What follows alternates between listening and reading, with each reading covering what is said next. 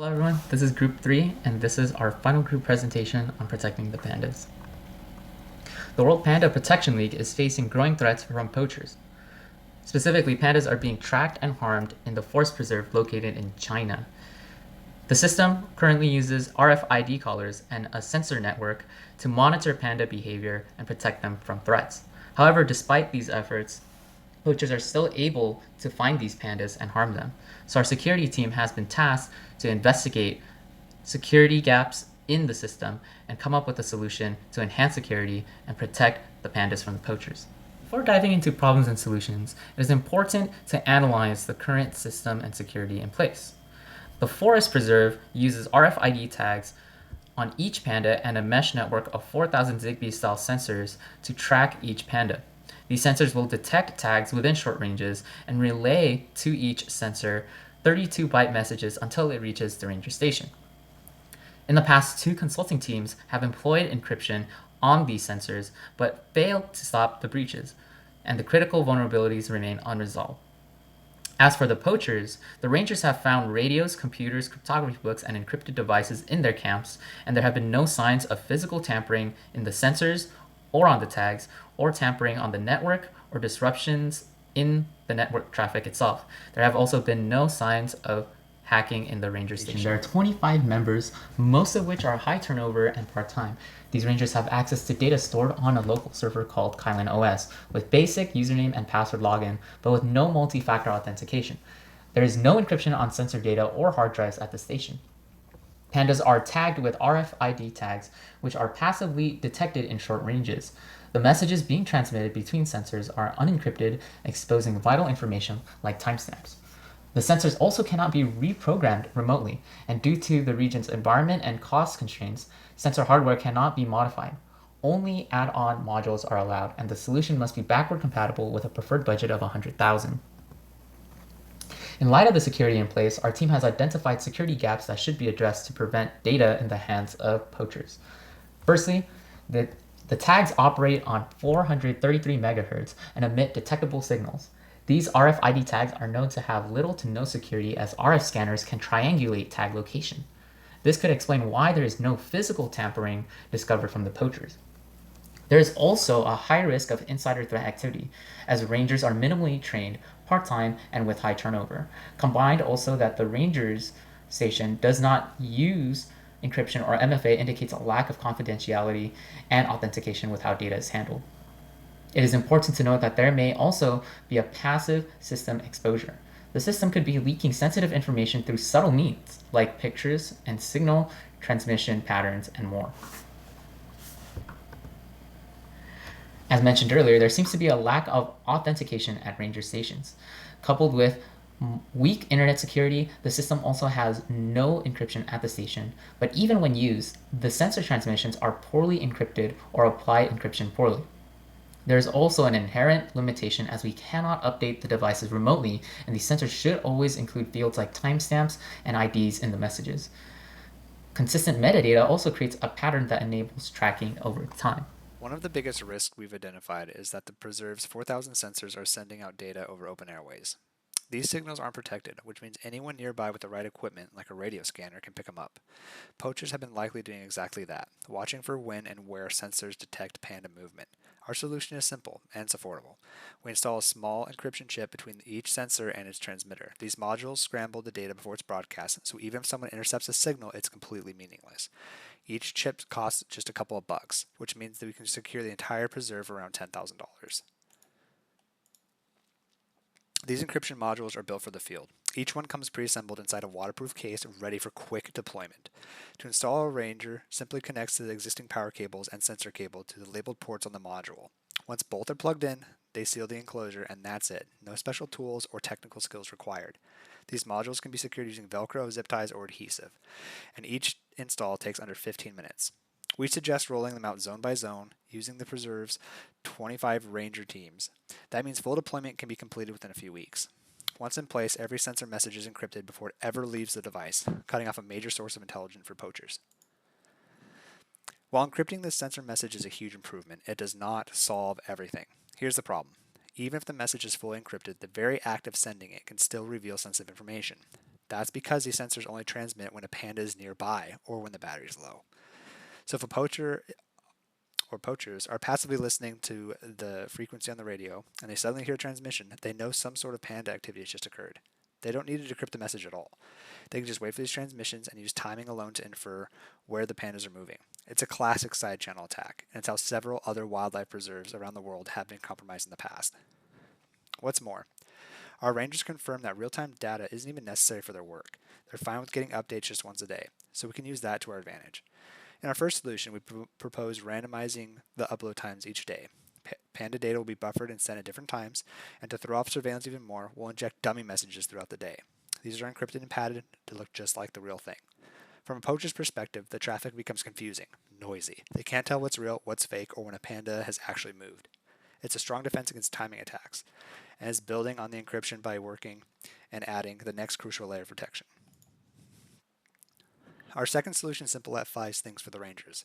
Instead of randomizing the upload times, the sensors will send data once a day at a fixed time, whether or not a panda was detected. That way, if nothing happens, there's still a transmission. This prevents poachers from using silence as a clue. As before, all messages, real or not, are encrypted and padded to the same size. It's easier to implement, more predictable for the ranger workflow, and it doesn't require scheduling dummy messages. However, because timing is consistent, it could become recognizable over time if not paired with occasional decoys. Now, here's the most important part. Both of these solutions work in tandem with our encryption modules. By encrypting everything, leaving the sensor and obscuring when real panda activity is occurring, we eliminate the two main ways poachers have been able to track animals in the past: the message contents and the transmission behavior. This is exactly where the previous consulting teams have failed. They encrypted the sensor data, but they left the metadata and the timing exposed. That gave poachers just enough to work with. Our approach closes that gap completely. By combining encryption with upload pattern obfuscation, we don't just make it harder, we make passive surveillance ineffective. And because our design is modular and backwards compatible, the preserve can finally deploy the system incrementally without replacing the existing sensors. It's flexible, affordable, and most importantly, it finally gives the pandas the protection that they were promised. All right, so for this part, we're focusing on something that's honestly easy to overlook: insider risk. It's less about malicious hackers breaking in from the outside and more about what's happening inside the preserve. Think about it like the rangers have high turnover rate, they're often part-time, and there's not much in place to track or restrict access to critical systems. This creates a lot of opportunities for things to go wrong, even without bad intent. A well-meaning ranger could accidentally share something or leave a system unlocked, and that could be all it takes. There's no 2FA on their local systems, there's no file monitoring, and USB ports are wide open. So someone could just plug in a flash drive and walk away with sensitive information. And because there are no security cameras or log tracking, it would be really difficult to even notice that anything happened, let alone respond to it. So what we're proposing is pretty practical and scalable. Start with adding 2FA, something lightweight and easy to manage like free OTP or a privacy idea. These don't require huge investments, but they add a serious layer of protection. Then we recommend implementing role-based access controls and making sure credentials are rotated regularly. That way, people only have access to what they need, and it's easier to offboard accounts or change permissions when staff turnover happens. We also suggest adding some physical safeguards like trail cameras or even RFID or keypad locks around sensitive areas like server cabinets or backup stations. It's about creating visible deterrence and having a way to review incidents if something goes missing or gets tampered with. To monitor the activity happening behind the scenes on the system themselves, we'd recommend tools like AuditD or Wazoo. Both are open source and really solid for keeping track of what's happening at the system level without being too invasive or complicated to deploy. And finally, we want to address the human side of this. Some targeted ranger training could go a long way. Nothing too intense, but just regular sessions to build awareness around how to recognize risk, handle sensitive information properly, and follow some simple best practices. The goal isn't to make them cybersecurity experts, just to help them avoid easy to make mistakes and feel confident about protecting the preserved's data. During our investigation, we discovered a significant vulnerability in the process used by the Rangers to send pictures of the pandas to the WPPL via a microwave relay system. These photos, once received by the WPPL, are uploaded to the website every week or two. However, we found that these images might be contributing to the deaths of the pandas. There have been multiple instances where a photo was sent to the WPPL, and within just a few days, a panda was killed. It turns out these images are likely being exposed through the unsecured microwave relay and or contain EXIF metadata that is not being stripped before being uploaded. EXIF metadata typically includes sensitive information, such as a photo's geolocation, the date and the time it was captured, camera direction, and altitude. This information is highly valuable to poachers as it gives them a last known location to begin their search for the panda. From speaking with the rangers, they confirmed that the last 3 poaching incidents occurred within a week of the image being uploaded to the WPPL, making the metadata and image upload frequency a likely link between the photos and the poaching events. In combination with radio frequency tracking, poachers could use this data to narrow down the panda's last known location, as pandas tend to stay in a specific area for extended periods, especially if food is available and they are not disturbed. To address this issue, we recommend several key measures to protect the pandas from further harm. We will address the security issues with the microwave relay on the next slide. For implementation, we suggest the following actions. First, all cameras used to capture photos of the pandas should have their geotagging features disabled. Additionally, it's essential to ensure that EXIF metadata embedded in these photos is removed before uploading. Train the rangers, field staff, and photographers on how to disable geotagging on their cameras or smartphones. This will prevent sensitive location data from being embedded at the time the photo is taken. Next, set up an automated system on the website that strips metadata from the images as soon as they are uploaded. This process will reduce the chance of human error, ensuring that no metadata remains attached to the image before it becomes public. If an automated system cannot be implemented, we recommend using a free tool like EXIF Cleaner to manually strip metadata before uploading images. To further protect sensitive information, we suggest cropping or blurring the background of photos to eliminate any context clues that could reveal specific landmarks or locations. Finally, internal security policies should be updated and regular training should be conducted for all staff involved in handling the images. This training should focus on the risks of metadata and emphasize best practices for mitigating those risks. Next, we have identified some significant vulnerabilities within the operational network at the ranger station, which could put sensitive data at risk and compromise the overall security of the monitoring system. The current network setup involves a mesh network of sensors that send data to a central server. This server, located within the ranger station, runs on Kayvon OS and is connected to 5 workstations. However, these workstations likely are outdated operating systems that may not receive necessary security updates, leaving them exposed to known vulnerabilities. These devices also rely on basic login credentials and lack multi-factor authentication, which makes them vulnerable to unauthorized access. The server, while physically secured, also presents a risk as it is likely running an outdated version of Kayvon OS, lacks necessary security patches, and the data on the server is not encrypted. A major issue in the network is the unencrypted microwave link used to transmit the data. As previously identified with the correlation between images being sent to the WPPL and pandas being killed, it is highly likely the microwave transmission is unencrypted and is being intercepted by the poachers. Sensitive information such as sensor readings and image geolocation data could be easily captured and analyzed by the poachers.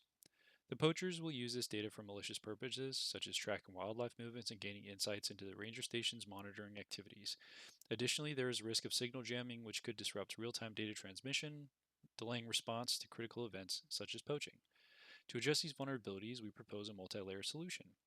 First, the workstations and endpoints should be updated and upgraded and automated updates should be enabled to ensure they are receiving regular security patches. We also recommend implementing multi-factor authentication on all systems to reduce unauthorized access. Next, the server should implement encryption to protect data at rest. Strict access controls should be applied, and system logging should be implemented to limit unauthorized access. Finally, we must secure the data transmission link by encrypting the microwave transmission with a virtual private network to prevent interception and protect data in transit. Despite previous attempts to secure the forest preserve, poachers have continued to exploit subtle but critical security gaps in the preserve's tracking infrastructure.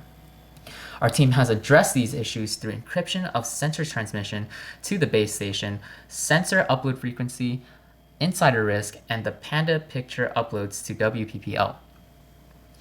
Our approach emphasizes the system's sensitive data, as we know that the WPPL's mission to protect endangered species cannot rely on partial fixes.